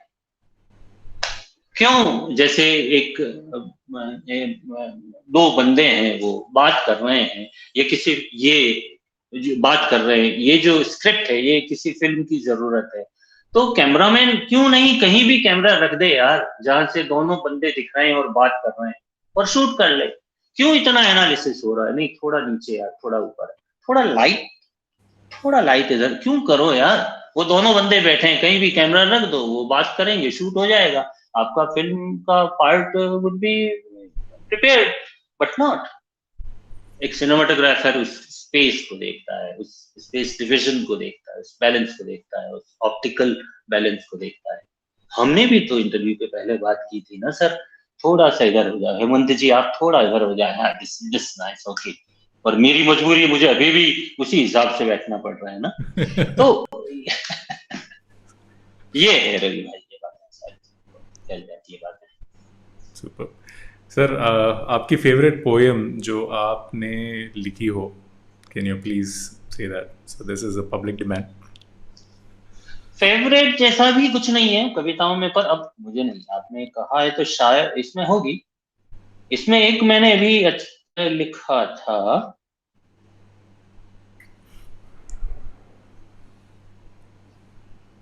कौन रेसिपी, हाँ ये मैंने कब लिखी थी, इसमें डेट होगी कहीं, होगा साल भर पहले की, इस कोरोना पीरियड की ही है। रेसिपी, भरवा जिंदगी, जैसे होती है ना रेसिपी, भरवा बैंगन, भरवा आलू, ऐसा। Have you ever been heard like these भरवा वर्ड? नहीं, वर्मा पहली बार सुन रहा हूँ मैं। ये भरवा मतलब भरा हुआ ना, ओके। वेजिटेबल बनती है, बैंगन ब्रिंजल होता है, तो उसको बीच में बड़ा चीरा लगा के उसमें मसाला पूरा वो यस, करके मसाला ऐसा पूरा लगा के, या पूरा। समझ में आ गया। But you know there is the brinjal is full in its form, that is not cutted actually, okay? So that is bharwa. So here bharwa zindagi, recipe bharwa zindagi, भरी बड़ी पूरी हुई जिंदगी, भरी हुई जिंदगी, full of life ना, recipe भरवा जिंदगी। मेरी आवाज आ रही है ना? हाँ, परफेक्ट।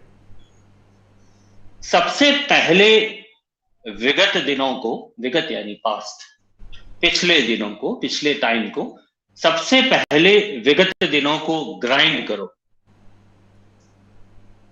आपके पास्ट को ग्राइंड करो, स्मृति के मिक्सर में, मेमोरी के मिक्सर में, और गहरी उम्मीद की आंच पर, गहरी उम्मीद की आंच पर। सर उम्मीद रखना है तो तपना पड़ेगा, सपना है तो तपना है, मैंने कहीं लिखा था।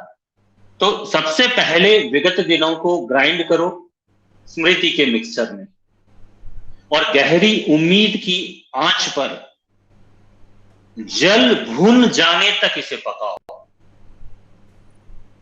जल भुन जाने तक अपना जो पहले, सबसे पहले खुद को खत्म करो, then you start from very zero, you know. तो विगत दिनों को सबसे पहले खत्म करो, और जला दो, भुना दो, खत्म, chapter close. Let us Renaissance, new start. जल भुन जाने तक इसे पकाओ, अब इसको अलग रख दो, और अब एक छोटे से अंजुल में इसको अंजुल कहते हैं ना, हथेली को इस तरह से, जब उसमें जितना भी पानी आता है, तो इसको हम एक बड़ा लिटरेरी टर्म है, बड़ा प्यारा शब्द है अंजुल। अंजुल का मतलब सिर्फ इस अंगुली और इस हथेली की इस फॉर्म में जितना जो कुछ समाता है अंजुल में। तो अब इसको अलग रख दो, और एक छोटे से अंजुल में आशाओं का पानी लेके हल्की मुस्कान के साथ इसके ऊपर छिड़काव करो। इसको बिना हिलाए कुछ समय के लिए हल्की धूप छांव में रहने दो। रेसिपी है, आप पाएंगे कि इस जले भुने से कुछ अंकुर फूट निकले हैं। बस अब आपको रोज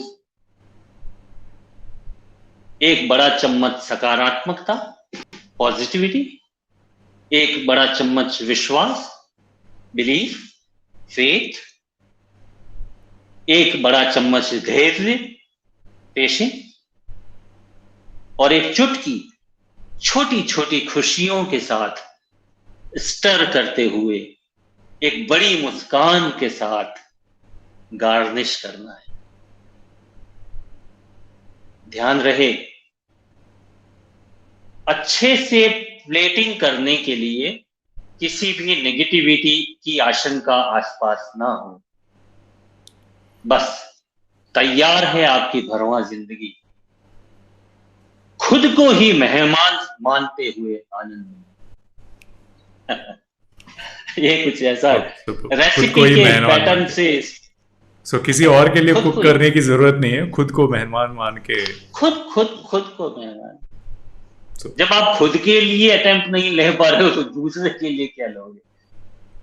good one. जब आप खुद सत्य को, ट्रुथ को रिकॉग्नाइज नहीं कर पा रहे हो, आइडेंटिफाई, कोई किसी भी सर्कमस्टेंशियली कुछ भी हो सकता है, उसको हम खुद ही आइडेंटिफाई नहीं कर पा रहे तो दूसरे को इंट्रो कैसे दे सकते हैं? हम नहीं दे सकते। Hemant ji, during the art, मतलब आप जब आर्ट करते हो, what is the most difficult situation? So ऐसा कौन सा मोमेंट रहता है जिसमें आप you have tough time either finishing the art or going to the next level? हाँ, सबसे ज्यादा परेशानी तब होती, एक्चुअली मैं एक तो क्या पेंट करता हूँ, तो मुझे एक्चुअली हमें ये ख्याल रहता है कि यार कल संडे है, या आने वाले इस महीने में, या इन 2 महीने में मैं पेंट करूंगा, या इन 2 महीने में राइटिंग करूंगा, लिखूंगा, या इन 2 महीने में किसी थिएटर का स्क्रिप्ट को राइटअप में देखते हुए इमेजिनरी उस फैंटेसी में रहूंगा। सारे असाइनमेंट्स तो सारे होते हैं ना। तो पेंटिंग करते हुए क्या होता है मेरे साथ कि एक ऐसा मोमेंट आता है, तब एक्चुअली रवि भाई, अपन जब पेंटिंग की बात कर रहे थे ना, तो पेंटिंग करने का सही मजा भी तब होता है जब वो किसी एक पर्टिकुलर डायरेक्शन से डेवलप होना शुरू नहीं होती है। ऐसा हो सकता है, होना चाहिए, हो सकता है कि आप एक बार जो कंपोजिशन को एस्टेब्लिश कर रहे हैं ना, उसमें आप पर्टिकुलर है ही नहीं डायरेक्शन को। वो ऐसे भी देखी जा सकती है, एक बार की वो ऐसे भी देखी जा सकती है, उसको इस टर्न अबाउट भी कर सकते हैं, इसको हम ऐसे भी देख सकते हैं। If you are being like non-figurative, if you are being non-figurative, then that is the only possible with you. वरना तो एक गांव का दृश्य बना रहे हो तो उसको एक दिशा में रखना ही पड़ेगा, कागज को, कैनवास को, और वैसी झोंपड़ियां बनेगी और वैसी गलियां निकलेगी। लेकिन जब हम पेंट कर रहे हैं, जब हम अपनी इमेजिनरी को, हम हमारे पूरे होने को जब पेंट कर रहे हैं, तो फिर वो कैनवास तो आप ही तो हो। तो जैसे घूमती है जिंदगी और वक्त आता है, वैसे सरफेस भी घूम सकती है, क्यों नहीं हर बार घूम सकती है। आजकल तो पेंटिंग देखे ना आप, नाच रहे हैं, कूद रहे हैं, अच्छा है प्रयोग, परेशान हो रहा है मीडियम। केवल ब्रश और कलर कैनवास के ऊपर पेंट करने से पेंटिंग होती है, ये अब वंस अपॉन ए टाइम की बात है। तो उसके एप्लीकेशंस के और उसके नजरिए बहुत बदल रहे हैं वक्त के साथ, क्योंकि मटेरियल का बढ़ रहा है, इसलिए बदल रहे हैं। बाकी ऐसा कुछ नहीं है। सर लास्ट क्वेश्चन सर, बहुत सारे लोगों ने आपके कमेंट्स, मतलब आपके लिए कमेंट्स डाले हैं एंड कॉम्प्लीमेंट्स डाले हैं, थोड़े क्वेश्चंस भी है, but last question may be आप थोड़ा टाइम लेके may be you can respond to few of these questions whenever you're free after the show. Last question from my side. Artist अपने धुन में रहते हैं, मतलब जो जर्नी रहती है from the time you are in the studio, आप अपने वर्ल्ड में रहते हैं और सोसाइटी अपने वर्ल्ड में रहती है, सोसाइटी अपने लाइफस्टाइल में बिजी रहती है। So how do we get an artist closer to the society, मतलब उनके काम की पहचान दिलाना, सोसाइटी को हाईलाइट करना कि ऐसे आर्टिस्ट हैं। वो what is your suggestion, how do we get artist closer to the society? देखिए, सारी बात परसेप्शन पे आके और व्यवस्थाओं पे आकर रुकती है। कि आप देखें कि हम देखते ही हैं कि विदेशों में एक सिस्टम है कि स्कूली बच्चों को, छोटे बच्चों को कंटेम्प्रेरी आर्ट गैलरीज में बकायदा ले जाया जाता है। एक डेफिनेट टर्म इस तरह की कंटेम्प्रेरी एस्थेटिक से उनका 2-5 करवाते रहते हैं, और बकायदा गैलरी के आंगन में बैठे हैं, टीचर भी बैठी है और वो भी समझ रही है, बच्चे भी देख रहे हैं। और आप देखिए कि वो बहुत सी इनिशियल एज से उस कंटेम्प्रेरी स्पेस को और उस एस्थेटिक को और उस ज्योमेट्री को देखना शुरू करता है ना।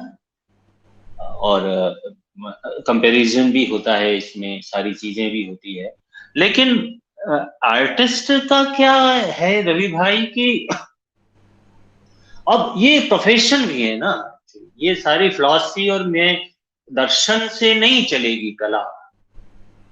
कला तो कारखाना है, क्योंकि आपने कारखाना बना रखा है ना कला को। तो ये तो एक इंडस्ट्री हो गई। तो अब इसके अपने एप्लीकेशंस हैं, इसके अपने मैनर्स हैं, इसके अपने डिसिप्लिन्स हैं। उनको आप फुलफिल करेंगे तो आप एस्टेब्लिश होने की फ्यूचर में रखते हैं, वरना ठीक है, एक तरह का आपको एक बात है प्रेजेंटेशन में, एक प्रोफेशनल इसका अप्रोच है इस सब्जेक्ट का, इसका एक कॉमर्स है।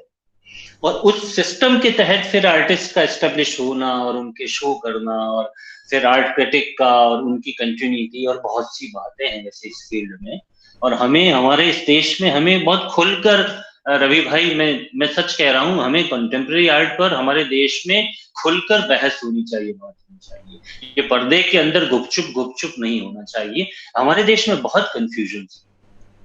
हमारा अनफॉर्चुनेट है कि अभी इंटरनेशनल लेवल का ऐसा कोई, मतलब आप समझ रहे हैं मेरी बात को, अभी हमें बहुत सीखना, जल्दीबाजी भी की हमने एक्चुअली देश आजाद होने के बाद मॉडर्न आर्ट को समझने की, इतनी जल्दीबाजी की जरूरत भी नहीं थी। पर चलो वो एक अलग डिबेट की बात है। लेकिन हमने अपना जो इंडियननेस है ना, जो अपना ओरिएंटल जो कंटेंट है ना, उसको भी आर्ट में जिंदा नहीं रखा, और हम बहुत बेतहाशा भागे वेस्टर्न मॉडर्न आर्ट की तरफ। और कैसे भी करके कि ये फिर इसने ये लंबी गर्दन बना रहा है, ये चौड़ा मुंह बना रहा है, ये पतला पैर बना रहा है, ये घोड़े बना रहा है, ये हाथी बना रहा है, ये न्यूट बना रहा है, ये न्यूट को इस तरह से बना रहा है, एब्स्ट्रैक्ट बना रहा है, ये दर्जी की दुकान बना रहा है, ये डेली लाइफ के सीनरीज बना रहा है, ये कलर ऐसे करता है, पेंट ऐसे करता है, ये स्पेस को ऐसे ड्रॉ करता है, वैसे करता है। इट्स ओके, ये इसका प्रोफेशनल सेटअप है, मैं इससे इनकार नहीं कर रहा हूँ। लेकिन बहुत सी दूसरी बातें भी होती है। हमें सब तरफ से सोचते हुए, विचारते हुए, सारे स्पेस को देखते हुए, मैंने जानबूझ के स्नेहलता जी ने जब कहा मुझे कि सर कुछ इमेजेस, क्योंकि स्नेहलता जी कॉलेज में भी रही है, उस समय हम काफी चीजों को भी विचारते थे, बातें करते थे, तो उन्होंने कहा सर कुछ रेफरेंसेज आप, तो मैंने जानबूझ के, इसमें डिजिटल भी है, उसमें तंत्रा को लेके भी है, उसमें सेमी रियलिस्टिक भी है, उसमें एब्स्ट्रैक्ट भी है, उसमें फिगरेटिव भी है, उसमें कोई एक्सपेरिमेंटेशन भी है, कुछ भी है, ये बात भी वो बात भी। बीइंग टीचर अच्छा लगता है कि आप एक वेराइड पैलेट से आप सोचते हैं, विचारते हैं। देखिए जितने बच्चे हैं, हर साल एक पानी का रेला है इंस्टीट्यूट में, बच्चों का आना और जाना क्या है। और हर बंदा, आप देखिए ना इस दुनिया में कितने, दुनिया में भी कलाकार, उनकी स्टाइल और स्पेस और उसका सोचना और वैसे सब बहुत सी चीजें होती है। किसी का चेहरा मिलता नहीं है ना, फिर भी किसी की आर्ट नहीं मिलती है, किसी पॉइंट की, ऐसा थोड़ी हुआ दो पॉइंट का सेम कविता कभी होता है क्या? नहीं होता है। सबका फिर भी अपना ओरिजिनल होता है। तो होता है, वो तब होता है जब वो थर्स्ट होती है, उसको पाने की, स्टाइलाइजेशन कहते हैं जिसको अपन, वो तौर तरीका है। अब हम बीइंग टीचर, मुझे लगता है सब तरफ से सोचना चाहिए, सारी चीजों को देखना चाहिए। एब्स्ट्रैक्ट एब्स्ट्रैक्ट हजारों लाखों तरीके से एब्स्ट्रैक्ट, क्या एब्स्ट्रैक्ट, सब एब्स्ट्रैक्ट, वैसे ही सब कुछ एब्स्ट्रैक्ट है। फिगरेटिव भी तो एब्स्ट्रैक्ट है। एब्स्ट्रैक्ट का मतलब ही मोस्ट फिगरेटिव है। The essence of figure is abstract. Now आप नॉन फिगरेटिव को और एब्स्ट्रैक्ट को एक बात कर रहे हो, ये ऐसे, ये सब चीजों को समझना, देखना, थोड़ी जल्दीबाजी नहीं करना, और स्कूल्स को भी समझना। पिकासो भी तो हुए थे तब 1885 में, उस समय स्ट्राइक हुआ था और साइन ऑफ द रिफ्यूजीज हुआ था कि जो एनुअल एग्जीबिशन में जितना भी वर्क रिजेक्ट हुआ है, उसकी बाकायदा एग्जीबिशन हुई। ये कैसे हो गया? इट वाज 1883 या 85, जो पेरिस में जो मानी के टाइम हुआ था, साइन ऑफ द रिफ्यूजीज। कैसे हो गया यार ऐसे कि रिजेक्टेड आर्टिस्ट कह रहे हैं कि हमारी अपनी एक एग्जीबिशन होनी चाहिए? कोई वजह तो थी ना। ये जो अवेयरनेस है सब्जेक्ट की, मॉडर्निटी की, आर्ट की मॉडर्निटी की, इनफैक्ट वो जो आज जो चल रहा है, वो तो दैट कम्स थ्रू वेस्ट, वो तो है ही है ना, उसमें तो कोई बात ही। हम तभी तो मैं कह रहा हूं, हम अपने देश की आर्ट के मोटिव्स लेके भी मॉडर्न हो सकते थे, है ना? क्यों नहीं हो सकते थे? हो सकते थे। उन तौर तरीकों को, उन बातों को, उस तरह के सारे सौंदर्य को, कोई जरूरी थोड़ी है कि वो ही तरीका मॉडर्न आर्ट का होता है। मॉडर्न जो अपन बार बार बात कर रहे हैं, वो तो सोचने विचारने का आपका, वो नहीं हो पाया। और हम कहीं ना कहीं थोड़ा, मुझे माफ करना, मुझे शायद कहना नहीं चाहिए, पर हमने वेस्टर्न आर्ट को बहुत जल्दीबाजी से एक बार वेस्टर्न होने की कोशिश की आर्ट के थ्रू। ऐसा मॉडर्न आर्ट के नाम पर ऐसा नहीं होना चाहिए था। हम ऑलरेडी मॉडर्न थे, हम ज्यादा मॉडर्न थे, हम बहुत ज्यादा मॉडर्न थे। किस तरह का काम हो रहा था हमारे यहाँ 16-17 सेंचुरी में, 18 सेंचुरी में, 14 सेंचुरी में। उसी मॉडर्न आर्ट की बात करते हैं आज के जमाने में जिस मॉडर्न आर्ट की बात कर रहे हैं। और 16 सेंचुरी के इंडिया के काम को देखो आप। मॉडर्निटी किसको कहते हैं? उसी को तो कहते हैं। मीडियम को देखो, मटेरियल को देखो, स्पेस को देखो, फॉर्मेशन को देखो, फिगर को देखो, कलर डिवीजन को देखो, अप्रोच को देखो, कितने मॉडर्न है यार। कोई सर्टेन रियलिज्म नहीं था कि हर आर्टिस्ट एक डेफिनेट रियलिज्म के साथ काम कर रहा है। बिल्कुल राजतंत्र है, कहीं कोई राजतंत्र भी नहीं था, कलाकार अपनी मस्ती से काम करते थे। मॉडर्निटी तो ये थी, राजा का कोई 100% इंस्ट्रक्शन भी नहीं था कि तुझे यही बनाना होगा, सवाल ही नहीं। मॉडर्निटी तो ये है,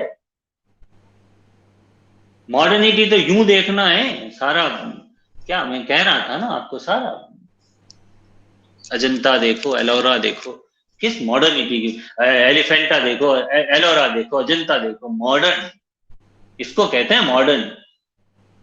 एक पहाड़ को काटा गया रवि भाई, वही बिल्डिंग है, उस बिल्डिंग की वॉल्स हैं, उन पर डेकोरेशन है, आर्ट है, और पिलर्स और बीम और जो भी जहां भी स्पेस डिवीजन है और जो रिलीफ है और जो भी है, उस हिसाब से वो पिलर्स हैं, वो स्ट्रक्चर्स हैं। So there are major 3 mediums at one time, that is Ajanta. कोई मामूली बात है? हम इंस्टॉलेशन की बात कर रहे हैं, छोटे मोटे से और चीजों को but install Ajanta installation, installation है ऐसा इंस्टॉलेशन, पूरी नेचर को, पहाड़ों को काट के बनाया हुआ इंस्टॉलेशन है सर। एलोरा देखें आप, एलिफेंटा देखें आप, वो शिव देखें साहब आप, उसके सामने क्या हो? वो वॉल्यूम देखें उसका, और उस प्रोपोर्शन में, इस रेशियो में आप अपने आप को देखें, और उस एम्फेटी को देखें, उस लगन को देखें, उस शिव को देखें। आपको लगता है कि यार भक्ति किसको कहते हैं, शिव किसको कहते हैं, स्कल्पचर किसको कहते हैं, मानसलता किसको कहते हैं, योग किसको कहते हैं, ध्वनि किसको कहते हैं, भुजाव किसको कहते हैं, बल किसको कहते हैं, आनंद किसको कहते हैं, उस शिव को देखें आप। कलाओं की बातें हैं सर, कलाएं हैं, तो कोई दुनिया में बताए। और भी बेशक इजिप्ट के और ग्रीक और रोम में सब हुआ है, हम देख रहे हैं, हम हिस्ट्री पढ़ रहे हैं, पढ़ा रहे हैं। बल्कि हमारे इंडियन कैरिकुलम में तो हिस्ट्री ऑफ वेस्टर्न आर्ट प्राय मुझे लगता है पूरे हिंदुस्तान में चलता है। हर, आई एम श्योर हर इंस्टीट्यूट में हिंदुस्तान में चलता होगा कैरिकुलम में हिस्ट्री ऑफ वेस्टर्न आर्ट, पर मुझे नहीं लगता है कि वेस्ट में इंडियन आर्ट चलता होगा। पता नहीं, ये रिसर्च का सब्जेक्ट है, रिसर्च करनी चाहिए उस लेवल का। तो इंडियन आर्ट की मॉडर्निटी कभी कम रही नहीं, कभी शुरू से कम नहीं रही, हमेशा से हम तो we were most modern at all, we were never conventional in our the way of aesthetics and you know art scenario, हमेशा से मॉडर्न रहे, मोस्ट मॉडर्न, अल्ट्रा मॉडर्न थे हम लोग। हमारे यहाँ की जो मूर्तियां हैं स्त्रियों की, नारियों की, और जो उस मानसलता के साथ और उस आनंद के साथ वो शरीर है और वो जो न्यूडिटी है, वो कहाँ नग्नता है? उस अध्यात्म को, उस शक्ति को, उस धर्म को, उस स्टैटिक को, उन ऑर्नामेंट्स को, उन कपड़ों को और उस रिदम को आप ऑब्जर्व तो करें। क्या बात, कमाल की रिसर्च रही होगी, कमाल की इमेजिनेशन रही होगी। हम तो केवल अपनी लाइन को सुधारने के लिए उनकी स्केचिंग किया करते हैं। हिंदुस्तान के हर हर कॉलेज का बच्चा उसके टाउन के, उसके शहर के मंदिरों में जाता ही होगा, मुझे उम्मीद है, और उन मूर्तियों की जहां भी जो आसपास में जहां भी जैसा भी रहा, या जब भी मौका मिला है, मूर्तियों की हम स्केचिंग करते रहे। क्यों करते हैं? उस लाइन के लिए, उस रिदम के लिए। थोड़ी देर पहले जो अपन बात कर रहे थे ना रिदम की, तो भारतीय कलाओं पे मुझे नहीं लगता रवि भाई, करते ही जाओ, बात करते ही जाओ, मामला खत्म ही नहीं होता, एवर लास्टिंग है, ये उसका अपना सौंदर्य है। और यूं देखो तो बात करने की कहीं जरूरत भी नहीं है। भारत की कलाएं ऐसी, वो कभी नरेशन को स्वीकार नहीं करती, कभी डिटेल की तरफ नहीं गई, वो हमेशा 2 डायमेंशनल रही। और आर्ट इज ऑलवेज 2 डायमेंशनल, कला हमेशा 2 डायमेंशनल ही होती है ना? क्योंकि वो जो एक्ट है, आपको बताना है, कला करके बताना, चित्र बना के बताना है। अब चित्र बनाना है तो आप 2 डायमेंशनल ही रह पाएंगे।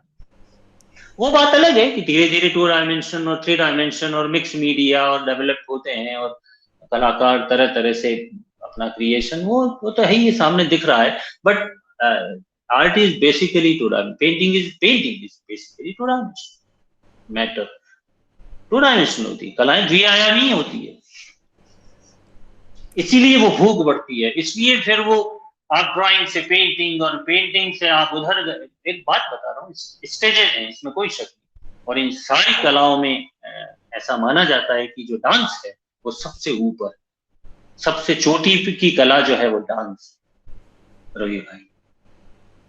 वो इसलिए है, वो थिएटर से भी बहुत ऊपर इसलिए है कि कलाकार खुद he or she is being herself, himself, part of the art. She is an art only. She is not dancing actually. She is an art. आप तो बना रहे हो कैनवास पे, वो बन रही है. आप मूर्ति बना रहे हो, मूर्ति बन रही है. मैं अलग हूं, मटेरियल अलग है. वो है, मैं राइट. मैं पेंटिंग बना रहा हूं तो मैं पेंटिंग बना रहा हूं. मैं अलग हूं, पेंटिंग अलग है. मेरे शायद अगर बड़ी बात करें तो मेरे इमेजिनेशन का, मेरे थॉट का वो इमिटेशन है. यही तो है पेंटिंग, है ना. पर डांस में तो वो खुद है. She herself an art. यहां आप हिमसेल्फ और हरसेल्फ नहीं हो सर. यहाँ आर्ट अलग है और आप अलग हो. तो खैर ऐसी बातें हैं सारी चीजें. और खूब भारत की कलाओं पे बात करनी चाहिए और दिल खोल के करनी चाहिए. और भारत की कला को, हम सबको उस फिलॉसफी ऑफ इंडियन आर्ट को वी हैव टू अंडरस्टैंड. हमें स्कूलों में, कॉलेजों में बच्चों को, एडमिनिस्ट्रेटिव सर्विसेज के बंदों को, उन ट्रेनिंग्स में, आईएएस को, सबसे पहले आईएएस को भारतीय कलाओं के बारे में खूब खूब ठोक बजा के इंडियन आर्ट और कल्चर के बारे में हमें बताना चाहिए. इंडियन आर्ट और कल्चर को आईएएस के मेन एग्जाम का मेन सब्जेक्ट बनाना चाहिए. क्योंकि आर्ट इंस्टीट्यूट्स और कला केंद्रों की और सरकारी और जितने भी, वो भी उतने ही है. वहां भी उतने ही आईएएस बैठे होते हैं. कल्चरल सेंटर्स होते हैं और जो भी जितना भी हम देख रहे हैं. तो बाकायदा वहां वही आईएएस अपॉइंट हो जो इस सब्जेक्ट के साथ आईएएस बना. बहुत सी बातें हैं आर्ट को, कल्चर को लेके भारत के परिवेश में जो करने की है और हमें विचारनी चाहिए. हमें अपने आर्ट को समझना चाहिए. आम आदमी को आर्ट समझनी चाहिए. क्यों नहीं समझनी चाहिए? आम आदमी को रसिक होना चाहिए. आम दंपत्ति को रसिक होना चाहिए. आम दंपत्ति को ये लगे कि हमारे शहर में अगले सैटरडे को एक थिएटर है, या darling let us go and for theatre. क्यों वो थर्स्ट नहीं होनी चाहिए? चाहे कोई थिएटर से नहीं बिलोंग कर रहा है, आप अपनी संतति को, अपने बच्चों को थिएटर में, पोएट्री के बारे में, लिटरेचर के बारे में, आर्ट की उस फाइननेस के बारे में, उस इमेजिनेशन के बहुत स्कोप है ना. फिल्म मेकिंग के बारे में और ग्राफिक के बारे में. आप और हमारा जो सब्जेक्ट है, जिस पर हम अभी जिस मीडियम से जुड़े हुए हैं, बहुत अच्छी संभावना है, बहुत सी बातें हैं और खूब आनंददायी सब्जेक्ट्स हैं और स्ट्रीम्स. कहीं कोई दिक्कत भी नहीं है. ये सारे इनके हिडन, पता नहीं अपन कहाँ से कहाँ इस बातों में 1.5 घंटा हो. But thanks a lot, Hemanji, आपने time दिया. And on मुझे behalf मजा of आया. all the audience, on behalf of Sneha Arts, Sneha ji, we would like to thank you for taking time out and coming here. It's really honored. I mean, first episode of season 2, and then you मतलब मेरी सोच बदल गई है. Last 1 hour of interaction with you और 1.5 hour of interaction with you. बहुत सारे चीजें हैं जिसमें मेरी सोच बदल गई है. अभी ऑनेस्टली मैं बोल रहा हूँ. क्या फिर भी मुझे बताएं आप क्या बदले. सबसे मोटा टेंटेटिव पॉइंट क्या बदला आपका? मेरे गुरु का जो मेरा रिग्रेट था कि मेरे गुरु नहीं है अभी, वो अभी बदल गया है. So I have reasons for it. I have thought process for it. ये नहीं कि मैं अभी कंक्लूजन में नहीं आ रहा, बट एटलीस्ट आपने एक बीज डाल दी है. एंड मैं भी उस किसी कंक्लूजन पे गुरु का समझने की जब वक्त पता नहीं है. देखते हैं चीजों को कैसे. सही. Right sir. True. So thanks a lot, sir. From Sneha Arts and all that, we thank you for taking time out. And मैं अपनी तरफ से तहे दिल से आपको, रवि भाई, आपको और स्नेहा आर्ट्स को और स्नेहलता जी को बहुत दिल से धन्यवाद देना चाहूंगा. पहला सीजन भी आपका बहुत से, I have gone through some of the episodes. बहुत शानदार वो सीजन था और मैं भाग्यशाली हूँ कि इस दूसरे सीजन का आई एम वेरी फर्स्ट. तो बहुत शानदार रहा. आपको तहे दिल से धन्यवाद. और सच कहूं तो कहीं मेरे जहन में भी ये बात थी कि एक बहुत सिस्टम के तहत, एक बहुत अच्छे सिस्टम का मतलब बहुत बिना कोई समझौता किए, इस तरह की कुछ series of interviews of some of the persons in term of the field of contemporary art होना चाहिए. स्नेहा आर्ट ने शुरू किया है. ये बहुत शानदार है. अभी हम बहुत से इस बातों पे विचार कर रहे हैं, लेकिन स्नेहा आर्ट का जो तौर तरीका और आपका जो सबका जो प्रयास है और जो वानगी बनी है, जो जो रिजल्ट आया है, वो एक बहुत सिस्टमेटिक उस मैनर में है जिस जो रिक्वायर्ड था. सो यू ऑल, आनंद, मजा आ गया. Thank you very much. Thank you. Thank you. Thank you, sir. Thank you, audience, and do follow Sneha Arts. So we have a lot of things coming up. There's a new studio coming up, which Sneha ji will, launch pretty soon, and a lot of comments and compliments. So sorry we couldn't read all of them, but sir, whenever he is free, will respond to some of the questions. So again, have a great evening. Thank you for being here, and God bless each one of you. Take care. Thank you. Thank you.